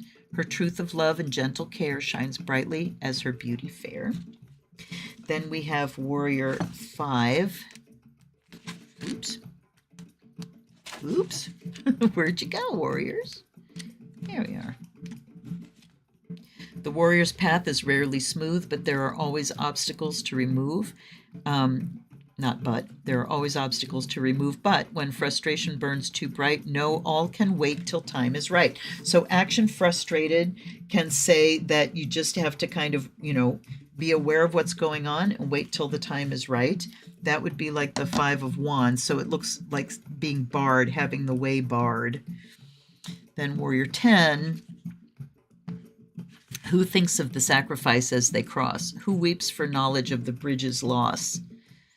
He knows the task is worth the pain. His suffering is for a greater gain. So know that the suffering that you're going through in evolving on your own is worth it, because you are also helping everything to evolve. Look at this.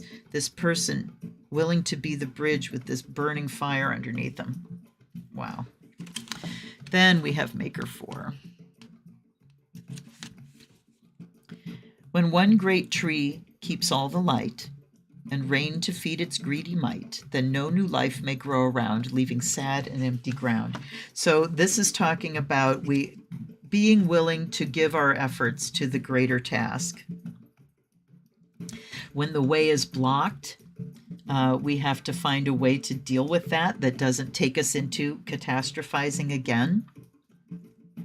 And that idea of the giveaway, of I'm here with gifts to give, that receptivity card with, wait a minute. What was it called? Gracious receptivity. Gracious, receiving gracefully.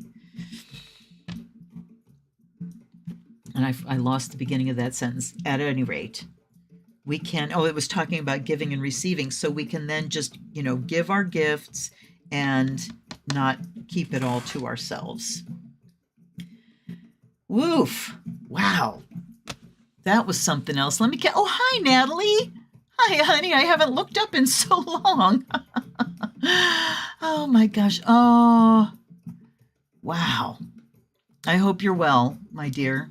I hope you get answers that you need, and I hope you're well. Yes, I'm glad you made it too. Yes. Hi, Lightfoot. I'm glad you made it too. We're about to wrap it up here, but I'm glad you're here, and you can always go back and watch from the beginning in a little while. Yes, I'm glad that you're all here. So I want to thank you all. Let's do our wrap up. And let me see some likes, please. I'm seeing 12 people here now, and there are 0 likes. So please, oh please, just do me that favor of hitting the like button. Let's clear the decks here, literally, and close out our circle. All right, you guys.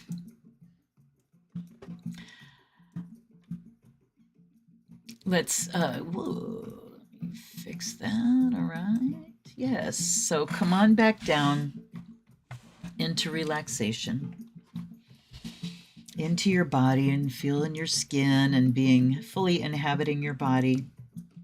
One thing acupuncture showed me is that I was not fully inhabiting my body, and chronic intense pain will do that to you. So welcome home to your body. And the first thing we'll do is send out gratitude to guides and guardians, allies and ancestors for messages tonight. Thank you for being here with us. I send out gratitude to all of you for making this circle a circle and not just one person.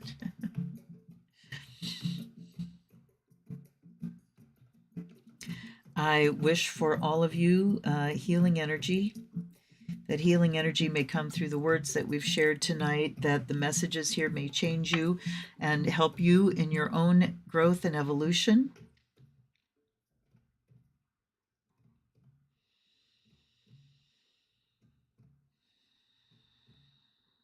My prayers for the planet continue, that all may come into equilibrium and alignment. We are still in the extremity. And there's, but I feel like that roller coaster is starting to tip over the top of the hill, finally. Continue visualizing your highest expression. Continue visualizing this planet with everyone's highest expression in full manifestation. I pray for it for you, and I pray for it for all of those who don't have a clue what I'm talking about.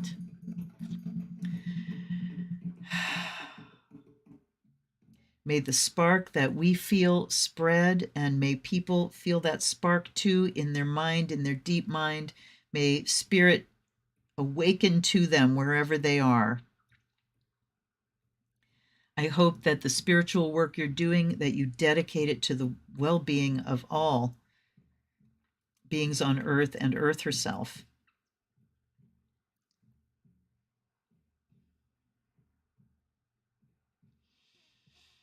So now exhaling, nice deep inhale. And on the exhale, let's push that outer layer out all the way till you see it wrap the earth and spread out into space.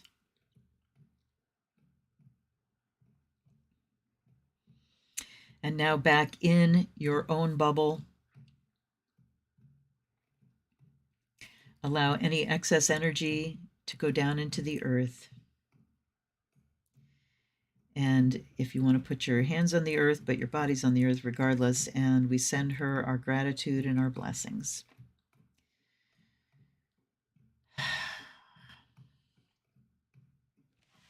I wish the best for you and your families. I truly hope to be back here every week now. It's been really great hanging out with you. I have missed you guys so very much. Okay, let's see.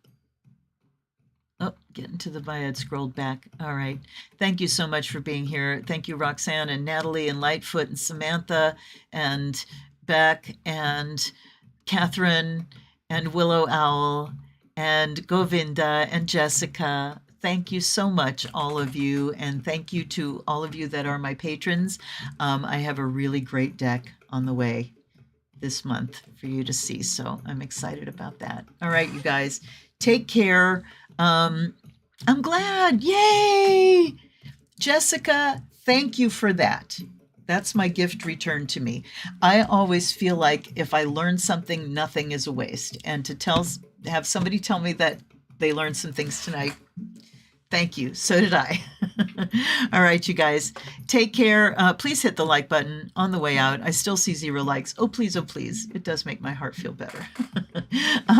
But I will see you next time. I'm going to shoot another unboxing tomorrow. I'll see you next time on a live stream. Until then, many, many blessings to you. Love you all. This is Luna. Blessed be.